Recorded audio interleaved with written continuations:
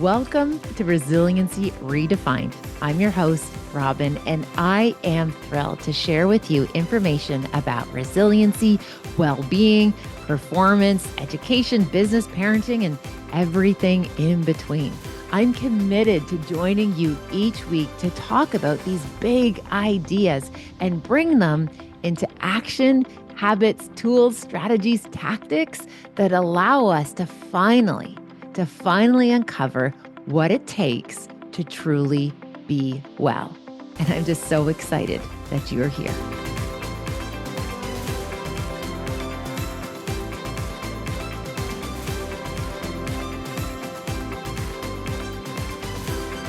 So this episode is all about fear. And let me tell you, okay. So this podcast, Resiliency Redefined, today was the day. So as I'm recording this for you, today was the day that the first 8 episodes went live. So I feel like very in touch with fear right now because the process of putting out something new in the world, like a podcast, it's fearful. And I think it's really normal that it's okay to feel a wee bit fearful when we're trying something new. And as I was able to identify in the work on human resiliency, like one of the things that gets in the way of people being able to show up, to do hard things, to take on challenge and risk was the fear. And the fear has so many different faces. It has so many different names. It could be the fear of rejection. It could be the fear of judgment. It could be like the fear of just being evaluated. Like there's so many things that activate this system that's really driven by the ego to try and keep us safe. So I think when we just like to be able to like understand fear and take a deeper dive into fear and like why do we experience it? What does it have to do with resiliency and performance? I think the biggest learning for me when it comes to fear is to recognize that it's a system whose number one job is to keep me safe. It's to keep me alive. So this process of fear, our body's ability to feel fear and to like respond to fear, it's our survival mechanism. Its job is literally for you not to die. It's a really important part of our psychology. Yet so often we view fear as the enemy, this like thing that's holding us back or this thing that's making our lives, so much more difficult than it needs to be. It's like, no, no, no. Fear lets you know that like you matter, that you being here and staying safe and sound is so important to our survival. So I encourage you to like redefine and reimagine your relationship with fear. And as soon as we can meet our fear and say, hey, I get it. You don't want me to die. I totally understand. But you know what? You're not going to die if this podcast like burns and it just doesn't fly, right? That's not going to make or break your career, Robyne. It will be a lesson learned, right? Perhaps podcasting ain't your thing, sister. Fine. But when we just let fear go like unattended and like supported and acknowledged, it literally can just feel all consuming, right? It would feel like, oh my gosh, if this podcast isn't picked up or if people don't like it, right? People are going to be mad at me. It's like, well, I really don't think that's going to be the case. But fear is just like, think of all the possibilities. Now, I'll give you an example of like how I'm choosing to talk about fear and imagine my relationship with fear now, which is remarkably different than it was 5 years ago. So yeah, I wrote a chapter about fear because I know it's a barrier to human resiliency. I put that in Calm Within the Storm, that book. But they're two very clear fear stories. Don't worry, it does not involve like snakes and spiders or anything that the average bear might be afraid of. But these are two stories that were so pivotal for me to understand how fear is serving me and how it doesn't serve me. So when Calm Within the Storm first was released, it was during COVID, which is always like a stellar time to release a book, although it was on human resiliency. So I thought that would have been more helpful. It wasn't like on social skills, right? Because we didn't see anybody for 2 years. So I could see a book on social skills not launching, but resiliency, I thought, hey, there's some hope here. But it did do very well. And I was very appreciative of the warm reception that it received. And I remember one very particular moment where I was approached by two media opportunities that wanted to talk about calm. The first one was a very large, like US morning network that you would all recognize, right? It was like a big morning show in the US. And the second opportunity at the same time was a very small CBC AM radio show in Northern Ontario. Okay. I believe it, if I recall correctly, I think it was Sudbury. So it was this like very small AM radio station that was going to just, for a couple minutes, talk a little bit about the book. And when I was asked, okay, which one are you going to pick? Obviously, I picked Sudbury. Obviously, I picked the little radio station interview. Why? Because fear made the decision. I did not want to put myself out there on that international stage. I was like, heck no. I would love to stay small because I can control my surroundings if I just stay small and protect myself and my family and not go out there, because if I put myself out there, people might think that I'm, trying too hard, or maybe they're going to be like, "Oh, I don't like her approach to things," or hey, do you know that she dropped out of high school? Like, hey, did you know she has ADHD? Like, wow, did you know she was like a recovering addict? Like, she's been married a bunch. Like, I could only imagine like what people would have said if like I put myself like out there. So obviously I went with the safe choice. Now, from what I recall, the conversation, the small CBC interview, and again, CBC is no little thing. Like, hi, utmost respect for CBC. They introduced me to Mr. Dress Up. So I have mad respect for Casey and Finnegan and Mr. Dress Up. Okay, so, and I appreciate CBC has done so much more than just Mr. Dress Up, but I'm clearly dating myself. But anyway, I was very proud to do that interview with CBC, and it just felt like the safer choice.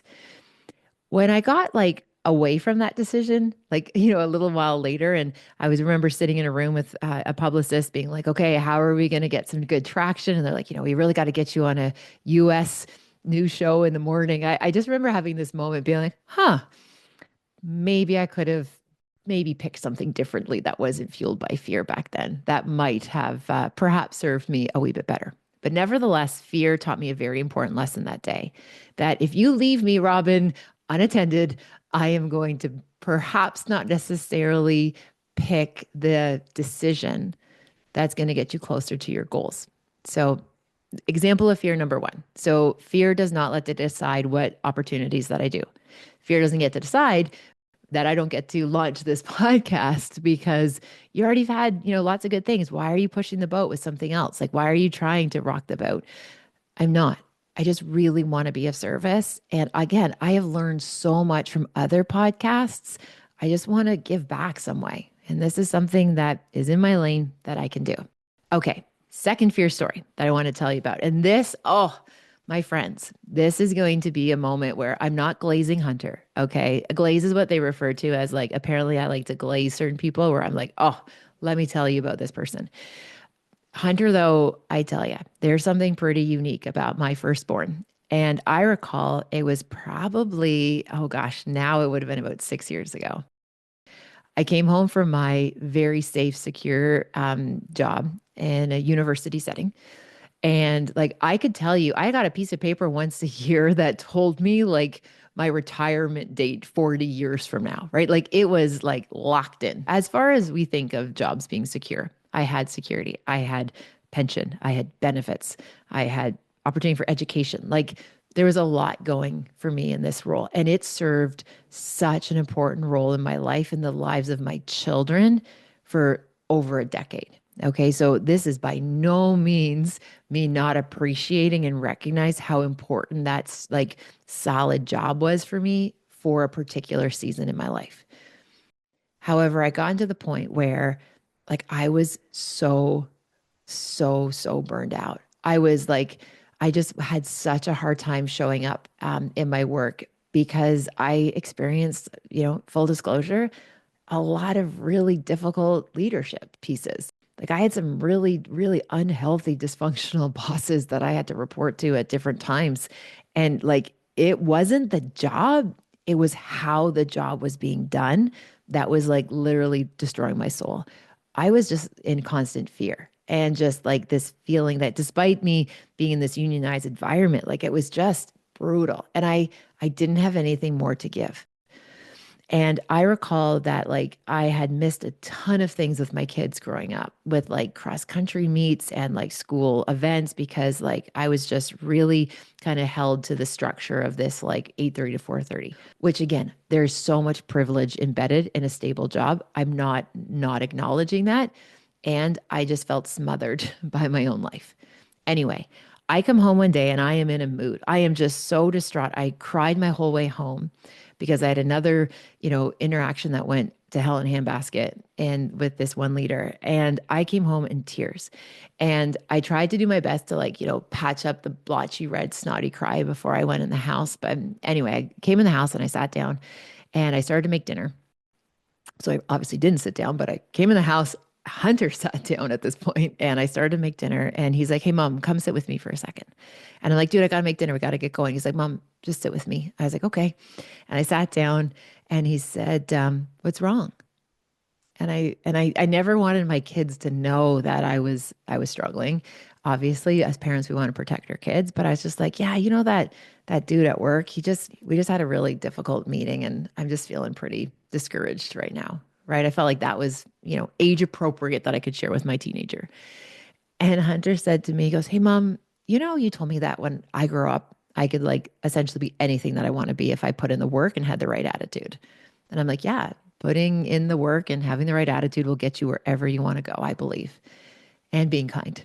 And he said, "So I can be anything I want when I grow up if I'm just like put in the right attitude, have the right attitude, put in the work and be kind." I said, "Yes. Why can't you, mom? Oh, why can't you be anything that you want to be when you grow up?" And I was like, "Hunter, I am." And I remember just looking at the little face and I was just like, oh. And he's like, "Mom, like, what do you want to be when you grow up?" And I'm like, "Dude, I am a grown up. I'm old." And he's like, "No, no, mom." He's like, what do you want to do with your life?" Like, just imagine I'm literally had this like no good run, horrible day at work. And I came home and have this like heart to heart philosophical conversation with my 14-year-old, right? And I'm just like, shouldn't you be on a video game? Like, can't you go on screens or something? Like, why are we having this heart to heart right now? But he's like, "Mom, what do you want to be?" And I said, "Hunter, I would just love to be able to write and share and be in community and just be of service. Like, I just want to help people. Like, I just want to give back. Gosh, the amount of people who showed up for me and helped me build my comeback, I just want to help other people. That's what I want to do. I want to help other people and I don't want to help them like this anymore because I don't feel like I'm helping anybody in my job right now." And then he's like, "Okay, so what does that take for you to have that future?" And I said, "Well, probably means I have to leave my job." And he said, "Okay." He's like, "Hey, mom, would you do me a favor?" And I'm like, "Hunter, I don't know at this moment. What would you like?" He's like, "Just bet on yourself. Bet on yourself. Just do it." Because he's like, "I am so tired of seeing you so tired. Because mom, you have like," he's like, "Mom, you have all these like gifts and skills and talents. And you tell me all about my gifts and skills and talents." And he's just like, "Use them better than this, mom. Bet on yourself." And I remember walking into the HR department the next morning and I left my post. I resigned. And I realized that like the fear of like not being brave to take a chance on my own career, the fear of what that would do and the example that would set for my kids. No, I wasn't going to give that another day. Now, all of a sudden, again, it was this like TSN turning point. I realized, okay, I am out. I am going to find a way to serve. And again, I have so much privilege. The fact that, my husband has a full-time permanent job, right? Like this isn't lost on me, but I did bet on myself. And I went out into that big world and I thought, okay, I'm going to try and be of service. I want to be an author. I want to be a speaker. I want to maybe be a podcast host. Who knows? How hard could it be, right? And I kid you not, literally within like a few months, the world shut down with COVID. And and it literally was like just when I was going to launch and put myself into the big world, all of a sudden COVID impacted everyone. And I had this moment where I was like, it would have been a lot more predictable if I would have stayed in my post. However, this is the part that I used to be scared about, that like there would be uncertainty, there would be unknowns, like unknowables. But the reality is, as we talked about in earlier episodes, there's no such thing as perfect knowledge. We are not playing chess, my friends. We are playing poker. You play the hand you are dealt. And who knew that those like 10 years of me teaching online would mean that I already knew what Teams was and Zoom was, and I already had a webcam. And all of a sudden, I could bring my work and resiliency into a virtual domain. And within my first COVID season, when I was a full-time entrepreneur, I think I had over 300 keynotes. So fear left unchecked is going to like sign us up for a lot of things that aren't necessarily where we can shine the brightest or we are able to be of service. It's literally just protecting us from the moment, but unfortunately, it's robbing us of our big, bright futures if we let fear make the decisions. So instead of letting our decisions be based on fear, my invitation for you is to like, think of fear as that like part of your ego that's just trying to keep you safe and sound. Bring that ego in as your amigo and say, hey, I see what you're doing. I understand this fear is real and I'm well resourced to come no matter what. I'm well resourced. We're going to figure this out. And we're never meant to figure it out by ourselves. We're in this together.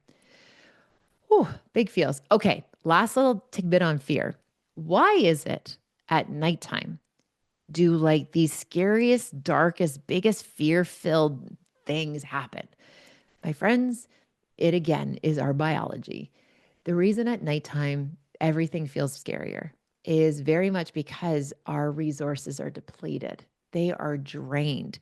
It's when we wake up in the middle of the night with that cortisol spike, all of a sudden we feel fear because our body is in a state of rest. The muscles aren't prepared to fight. Our bodies, we're vulnerable at nighttime. We're so vulnerable just because our bodies are in that place of like healing and growing and restoration. So it's normal that as soon as we wake up and we have a scary thought or a feeling, like we kind of like, wow, I don't like what this feels like.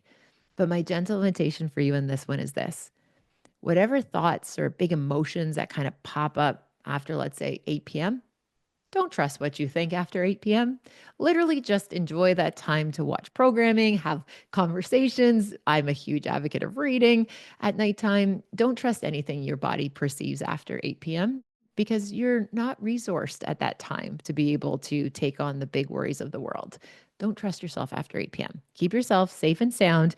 And again, if a scary thought pops up or you wake up in the middle of the night to a scary thought, just be like, whoa, it's not 6 a.m. yet, right? These are these kind of witching hours. I don't worry about what happens physiologically, neurologically in these windows, because they're definitely just like, we're not quite resourced.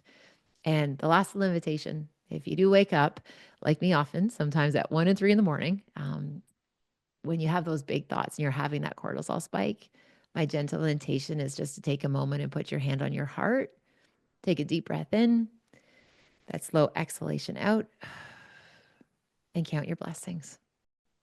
Just count your blessings in that scary window of nighttime, in that darkest part of nighttime, because you can't have a worried heart and a grateful heart at the same time.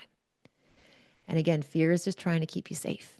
It's not meant to hold you back. And as soon as you bring fear beside you and say, I see you and I thank you and I got this, you're going to see that that fear doesn't have as tight of a grip on you as it once did. So to each and every one of you who are listening to Resiliency Redefined, thank you for being here. I also want to just hold space for this really cool lesson I remember learning, that one of the greatest things we can do for each other is to congratulate people when good things happen. Like we're quick to console, which is special, and offer condolences, which is so important in our culture, as is congratulations. So in this moment, I want to say a special thank you to Michelle, to Kelly, to Andrea, and to Marty for being the first people to congratulate me when they heard episode 1. I do hope that there's some other conversations, But today, in this moment, those were the first congratulations, Robyne, that came across my device. And I just want to let you all know how much I appreciate that you're here and that I get to do this, and that this hopefully is the beginning of something pretty special. So take good care, and please tune in next time. Thanks for listening. Bye for now. Thank you for spending time with this podcast episode today. I hope you found something helpful in Resiliency Redefined. Please feel free to share it with somebody who you might think could benefit. Maybe there was something useful, something in particular that you think you could pay forward. Also, if you have a moment, please feel free to rate and review this podcast wherever you like to listen to your podcast. It means the world to me. And again, thanks for your time. Thank you for your interest. Take good care, and I'll see you next time.